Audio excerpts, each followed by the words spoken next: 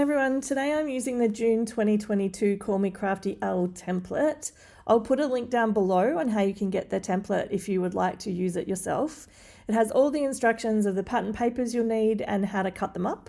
I'll be using the clearly Besotted Best Dad and Best Dad 2 stamp set and die cuts. I'm also using the Unchartered Waters 6.5 by 6.5 paper pad from Kaisercraft. My inks are from Hero Arts. I'll be using wet cement, Riptide and navy, as well as VersaFine Onyx Black.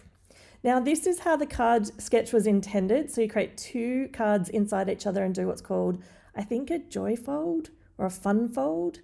So I've simplified the design and I do not have a card in a card. Instead, I add the pattern paper to the front. So it looks very similar, but it's a lot simpler to do. So the first thing I'm doing is sorting through the paper pad. I'm pulling out all of the little special elements, so all of the sentiments and the borders and anything that I think that is not going to be required for this project. Then I'm pulling out all the papers and sorting them into color tones. Because there's 3 pieces of pattern paper on each card, I really am going to need to make some decisions about which piece I use in which part of the card. In the end, some of the papers weren't particularly suitable for the card design, so I did skip over those ones. The next step is to cut all the panels that I need.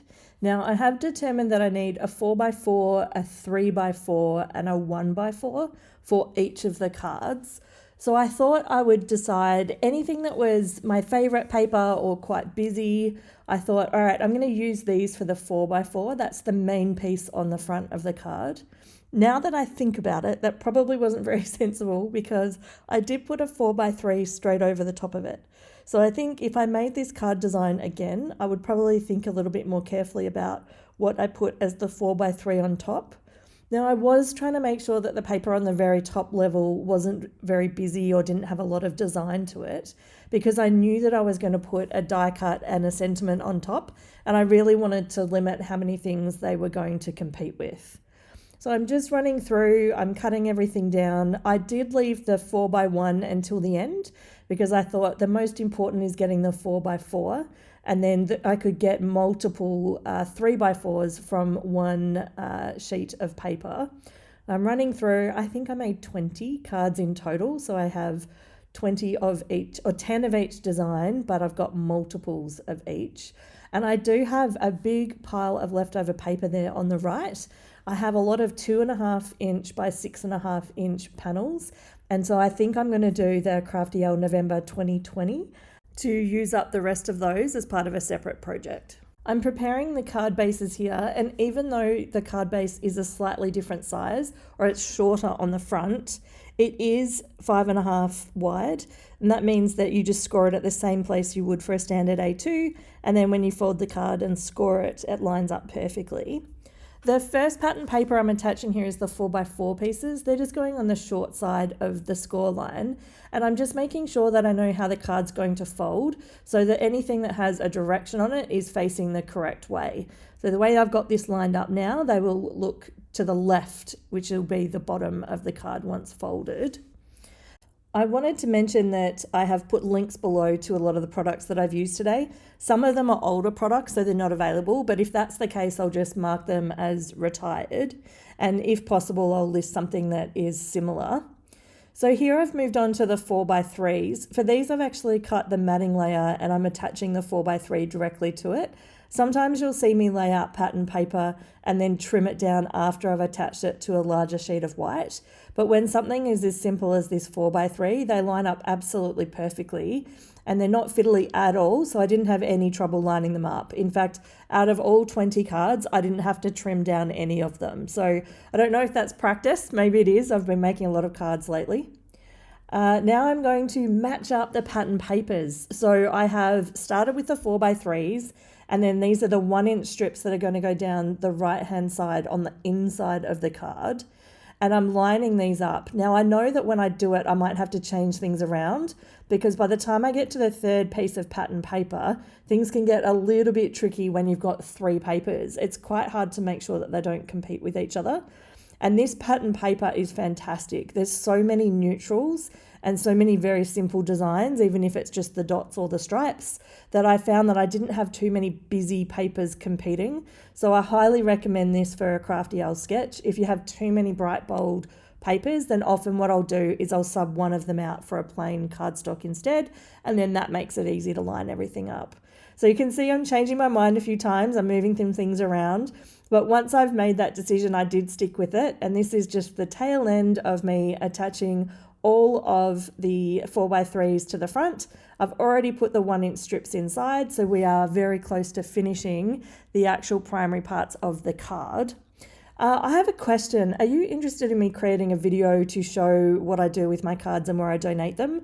I've had a few questions about what I do with them considering I make so many cards. So drop me a comment below if you'd be interested, and maybe drop some ideas on where you donate your cards, and that might help some of our viewers out as well. Now I'm going to prepare all of the die cuts, and I have to say I love using my MISTI. And what I'm doing here is I have 4 different boats that are similar and they use the same die.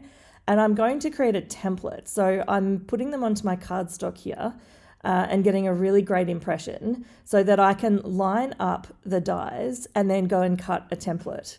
So what this means is if I get the dies lined up correctly here, I'm going to create a space that I can put all of my pre-cut boats into these gaps, and I can stamp directly onto them and know that they're centered. So at the very top of my screen there, you can barely see it, but that is where I have the pre-die cut boats, and oh my gosh, I went overboard. I think I created 80. So I only needed 20 for my project. I have lots spare, but I did decide that I was going to make them all rather than have them incomplete, and then at least they're ready to go for other projects. So here's me adding just the blank die cuts. Now I've run these just through my die machine repeatedly and used a few sheets of paper and got as many as I could. And this is where I'm starting to use my 3 Hero Art inks. So this is Riptide, and I do need to stamp it 3 or 4 times. After the stamps got pretty well seasoned, it was a little quicker, but I do like to make sure that they're very heavily saturated, and then they do sort of dry back a little bit. So after the ink is dry, the colors sort of goes a little bit lighter.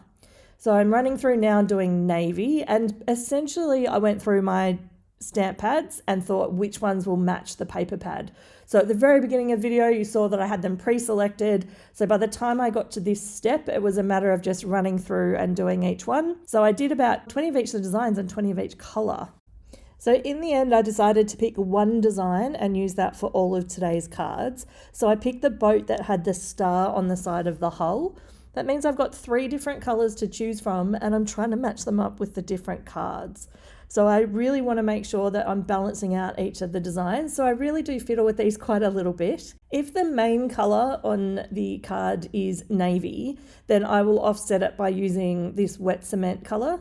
And then with the teal, I tried to put those onto the cards that actually had teal in the design already, because that just meant that I was balancing out a card that was already used, and I wasn't forced to use the brown, navy, and teal in every single card. Next step is sorting out the sentiments, and you can see here that I have some paper strips. Now these were from an old project and I had them in a Ziploc bag, and they seemed perfect to use with this size of sentiment. I've actually picked 3 different sentiments from this Lawn Fawn pack. Just saying hello, you are awesome, and just for you. So I created loads of these as well. I try and use up everything from a Ziploc in one go, which means that I've got lots of sentiments on hand for other projects. Now I'm finalizing the cards, and this just means absolutely finishing the last part of the design and attaching all of the sentiments and the boats. So you can see there I managed to lay it out and it worked just fine. So I'm moving from right to left, and I'm going to attach the sentiment first and then the boat. And I did use double-sided tape on the sentiments. It was so quick to just run through and pop that on the back. And then on the back of the boats themselves, I do have some foam tape. I don't have very much in my stash because I normally use cardstock to prop things up. But in this particular instance, I was using up some little squares of very thin foam tape. So it made it lift up off the card without creating too much bulk. And I did manage to use up every single one of those, so I won't be able to use them on future projects, and I probably won't replace it. You might have noticed that the sentiments that I've used for these cards, all 3 of them are appropriate if the card is going to someone that you've never met. So I do donate a lot of my cards, and these particular ones I'm going to use as a combination of teacher appreciation cards as well as for those in nursing homes. So sometimes it's really great just to write a nice little uplifting message and something that would brighten someone's day. And I do get a bit of help with that. I'll share a bit more in a future video about how I partner up with others to get the messages inside of my cards, because I enjoy making cards, but it would be pretty overwhelming if I actually wrote on each of these myself. Here are the 20 cards using the June 2022 card sketch with a twist. If you enjoy creating cards with pattern papers and sketches, then I have put a link to another video you might enjoy. Have a great day.